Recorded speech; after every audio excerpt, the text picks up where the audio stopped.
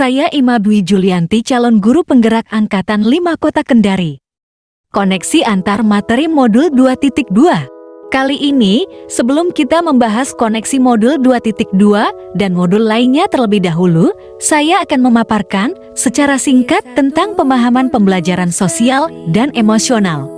Pembelajaran sosial emosional merupakan pembelajaran yang bertujuan melatih kompetensi sosial emosional peserta didik, sehingga tercapai keseimbangan antara kompetensi akademik dan sosial emosional yang dapat mengantarkan mereka menjadi individu-individu yang selamat dan bahagia.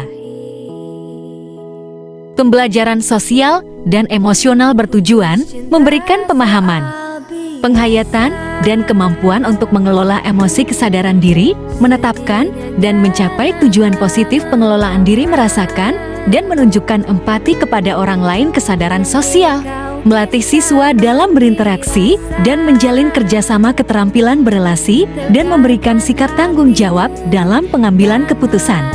Ada 5 komponen pembelajaran sosial dan emosional. Mari kita simak sebagai berikut. Yang pertama adalah kesadaran diri, yakni kesadaran diri dapat dipahami sebagai sejauh mana orang secara sadar menyadari keadaan diri sendiri dan interaksi atau hubungan mereka dengan orang lain. Dalam memahami kesadaran diri dan memahami emosi kita, hal yang perlu kita lakukan adalah mempraktikkan kesadaran penuh mindfulness, yakni teknik stop.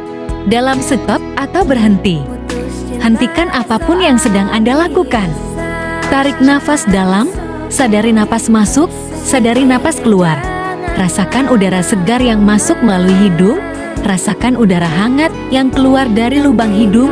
Lakukan 2-3 kali. Jadi saat kita mempraktikkan kesadaran penuh, kita mulai merasakan dengan jelas emosi yang saat itu terjadi, seperti apa yang dikatakan oleh Robert Plutchik dalam Roda Emosi yang tersirat dalam gambar berikut. Yang kedua adalah manajemen diri, yaitu manajemen diri atau self-management merupakan sebuah ilmu dalam pengendalian diri terhadap apapun yang kita lakukan, baik dalam bentuk pemikiran, ucapan maupun perbuatan pada orang lain.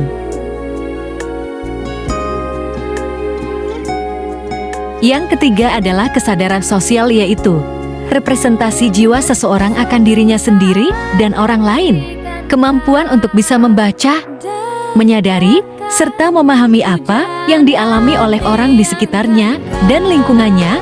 Pemahaman ini menjadi dasar untuk bertindak secara tepat dalam situasi yang sedang dialami oleh diri dan juga orang lain di sekitar. Yang keempat adalah keterampilan berelasi, yaitu suatu kemampuan seseorang untuk membangun dan memelihara hubungan yang dapat bermanfaat satu sama lain, baik individu maupun kelompok. Dan yang terakhir adalah pengambilan keputusan yang bertanggung jawab, adalah kemampuan yang dimiliki oleh seseorang untuk membuat keputusan dari masalah yang terjadi dengan menimbang dari segala aspek dan memikirkan konsekuensi yang akan dihadapi, disertai rasa kesadaran untuk menghadapi dan menanggung. Berikut kita akan menghubungkan koneksi antara materi modul 2.2 dan modul lainnya. Yang pertama adalah keterkaitan modul filosofi Ki Hajar Dewantara dan pembelajaran sosial dan emosional, yaitu dalam pembelajaran sosial dan emosional kita dapat menerapkan adanya mindfulness, yakni fokus untuk hidup dan menciptakan kesadaran diri dalam artian fokus kepada apa yang kita hadapi sehingga mampu memberikan rasa kesadaran diri, dan kita juga dapat menerapkan well-being, yakni keadaan yang memiliki rasa bahagia, kepuasan, tingkat stres yang rendah, sehat secara fisik dan mental, serta menjaga kualitas hidup yang baik. Hal demikian dapat kita terapkan kepada lingkungan sekolah dan pembelajaran di dalam kelas. Selaras hal tersebut, apa yang dikatakan oleh Ki Hajar Dewantara dalam filosofinya, yakni tujuan pendidikan yaitu menuntun segala kodrat yang ada pada anak-anak agar mereka dapat mencapai keselamatan dan kebahagiaan yang setinggi-tingginya, baik sebagai manusia maupun sebagai anggota masyarakat. Yang berikutnya adalah keterkaitan materi nilai guru penggerak dan pembelajaran sosial dan emosional. Dengan adanya pembelajaran sosial dan emosional dalam 5 komponen yang dimiliki dalam kesadaran penuh, guru mampu mengembangkan sikap nilai dan peran guru penggerak utamanya dalam pengelolaan emosi terhadap diri, murid maupun rekan sejawat.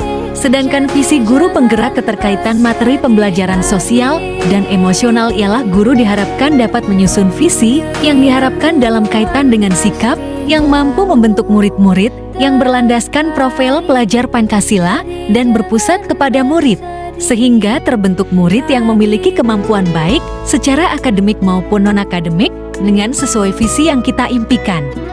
Dengan perencanaan dalam tahapan Bagja yang berpusat kepada murid menerapkan inquiry apresiatif.